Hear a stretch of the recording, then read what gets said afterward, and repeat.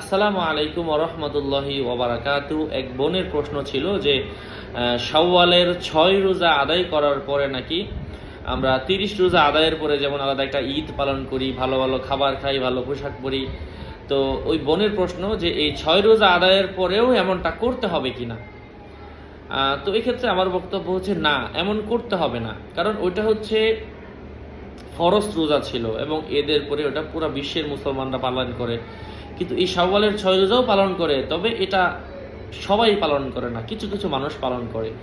এই জন্য আসলে এটা যে আপনার এই 6 রোজা আদায়ের পরেও যে আপনাকে আনন্দ করতে হবে, ভালো পোশাক পরতে হবে, ঈদের নামাজ পড়তে হবে অথবা ভালো খাবার খেতে হবে, এটা আসলে না।